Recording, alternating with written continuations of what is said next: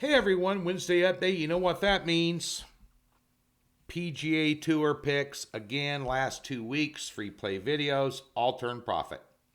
Last week in the US Open, turn profit again for the premium clients, including a 2-0 Saturday with a 7-unit top pick.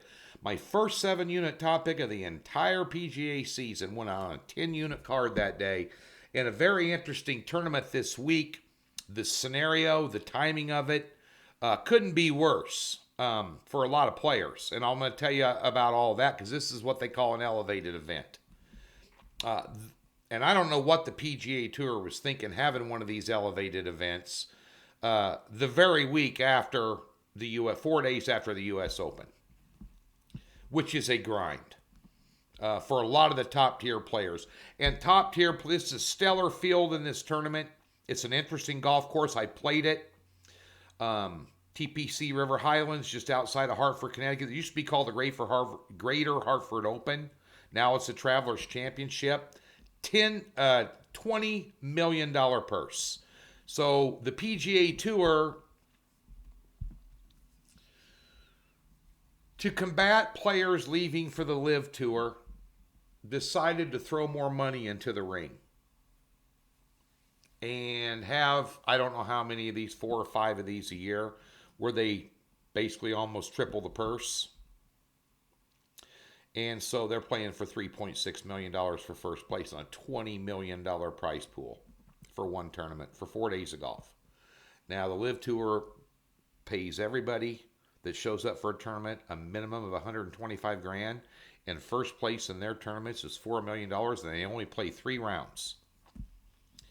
Why anybody would, other than the political side of things with Saudi-backed money, they say it's dirty money, well, whatever. You know, I didn't blame anybody for wanting to better themselves. I mean, if I'm Dustin Johnson and I'm, getting close to my mid-30s, which is, you start going on the downside of a career. It's like a running back in the NFL. You got about 5 good years, and then you start sliding. All these young guns coming out hitting at 350 yards off the box. They gave him $120 million up front just to switch tours. And him being one of the top players on tour, he's going to win some of those tournaments over there with less competition. And the first place is $4 million. Then you have team events on the side. You can make $300,000 or $400,000 along with whatever you won in the tournament. $125,000 if you get dead last. I mean, that puts a lot of gas in the Learjet for Dustin and his wife, Paulina Gretzky. We've all seen her all over Instagram. Hello. That pays for day spa, too. So yeah, I don't blame a guy for wanting to better himself, set himself up for life. Not anybody watching this video wouldn't take that money. But nonetheless, they decided to put this event after the U.S. Open. The U.S. Open is such a mentally and physically exhausting tournament. Back in the day, I tried to qualify for U.S. Open down in St. Louis, and there were PGA Tour players at the qualifier, which is immediately intimidating. By the way, I shot 1 under. Wasn't even on the first 3 pages of the leaderboard. Hello. And that's back when I could play. Now, again, we're talking like 24 years ago.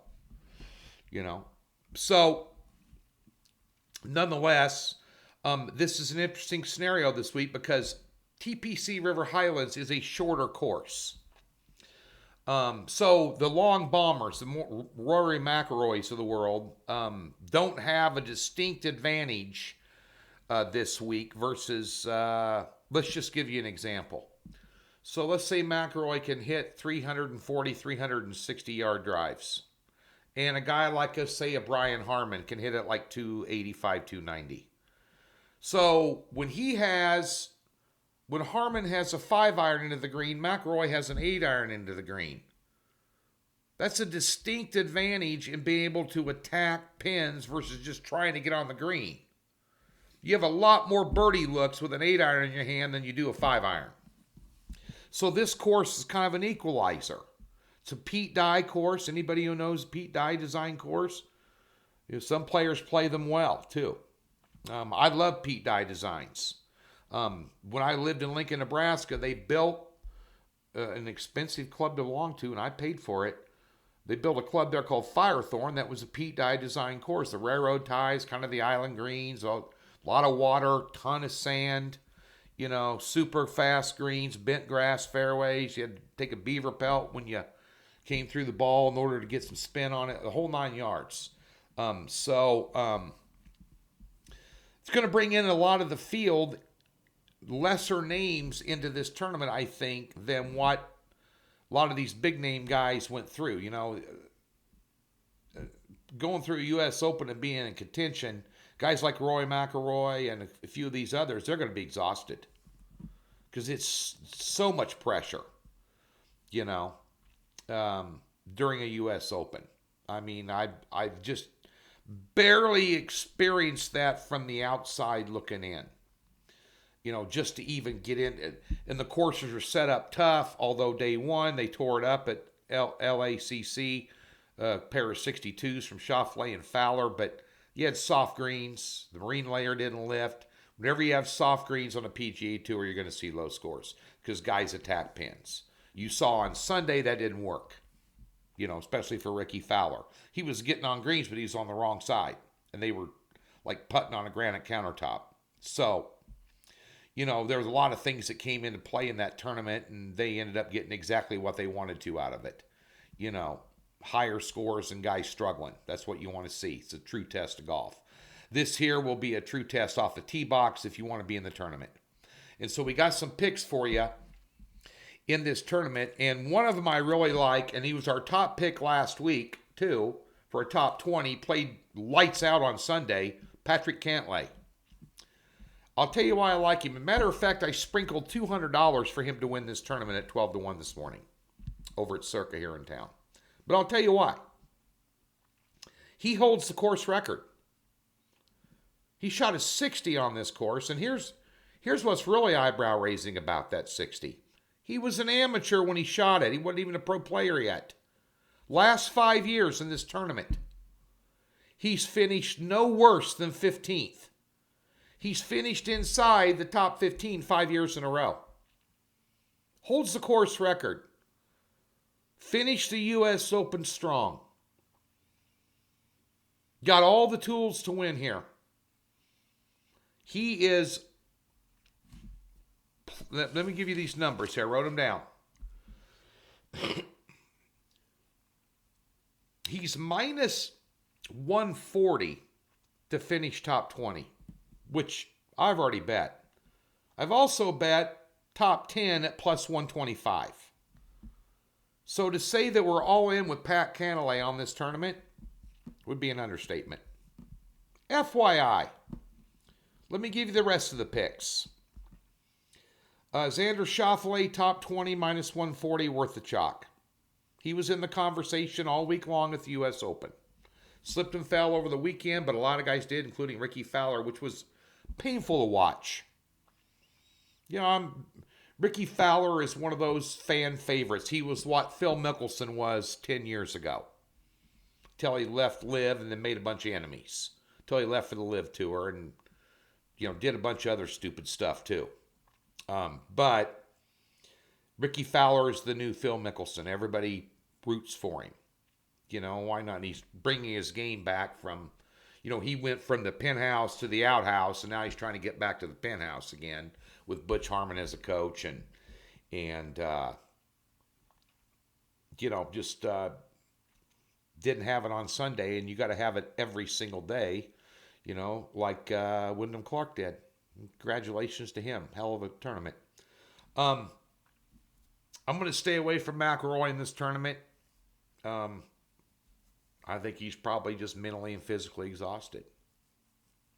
And the disappointment of finishing second in a major again with the spotlight on him, just that takes its toll. These guys are human.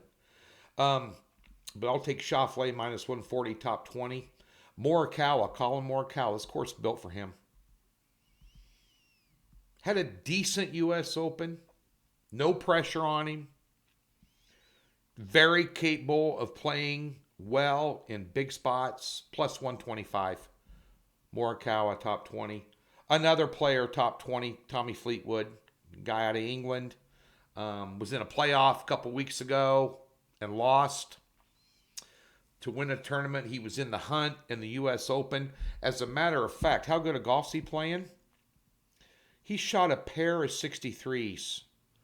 So out of 4 rounds, 2 of them were 63. That tied a U.S. Open record. If I'm not mistaken. You know how hard it is to shoot a 63 in a U.S. Open, especially twice in 4 rounds. I mean, that's like a basketball player having 65 in a game. It happens, but very rarely.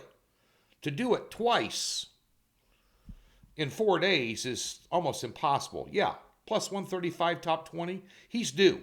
Now listen, when I say, and a lot of guys who went broke betting on somebody that's due, or a team that they're due, the line's wrong, they're due. Well, when we say we're due, all you got to do is finish top 20. We're not talking about winning the tournament here. At plus 135, yeah. And finally, one more. Little bit of a long shot, but I think he's going to do well in this tournament. Siwoo Kim, plus 140 to finish top 20. Those are your free picks on the PGA Tour. Somebody asked me the other day on Twitter, DM, what's your handicap? Talk about golf, you say you're an avid golfer, you played all these courses. Well, many of you may know, I'll tell you, it was a 5. It's still, I'm a card carrying 5 handicap. However, play a lot of golf out here in Las Vegas, year round, which is, other than being able to bet and have, 6 different apps to bet with, all legal, being in this business, that's why I moved out here. But secondary reason was, I could golf year round, and I didn't have to deal with 20 degree below wind chill in Kansas City anymore. Yeah, and I could golf year round instead of 6-7 months, and got to avoid thunderstorms and flooded golf courses and cart path only. I'm too old for that. But those of you that follow me know I had a major surgery in February, and I've been sick since October.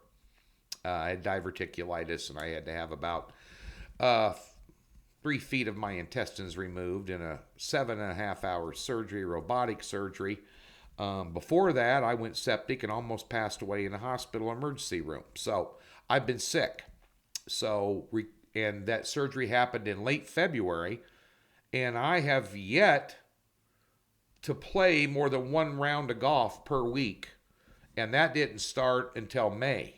It took me that long to recover, and I'm still not 100%.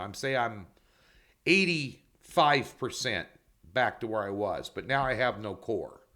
And of course, when you take off from golf for a while, what's the first 2 things that go? Short game and putting. What's the most important thing in golf? Short game and putting. So it's been a little bit of a struggle, but I'll be in a golf tournament on Saturday for the first one this year, which is very unusual for me, albeit a 4-man scramble. And yes, I did recruit a bunch of sticks. But nonetheless, going to give it a whirl. Been practicing a little bit this week. The weather's been fantastic in Las Vegas. 287 days without a 100-degree day. It's coming now. But nonetheless, plan on playing a little golf. Maybe contending for a tournament on Saturday morning. Coming home, jumping in the pool, rinsing off. Then laying on the couch, winning money. Betting the Travelers Championship out of Hartford, Connecticut. Get over to Doc's. Take that free $60 we give you and jump on board. We've cashed 9 out of 12 tournaments. Overall, with our head-to-heads, we're going to probably start in on Friday. Saturday for sure. I'm gonna let Thursday pass, see how things shake out. Because I don't know how a lot of these players are going to react based on this scenario coming with a hangover from the U.S. Open. So we'll wait and see how things shake out. We'll definitely have picks Saturday and Sunday for sure. And hopefully on Friday for you, right over there. Best damn sports handicapping website on the planet. Go check it out. 95% of the stuff over there is free. It'll help you make better decisions. Booyah.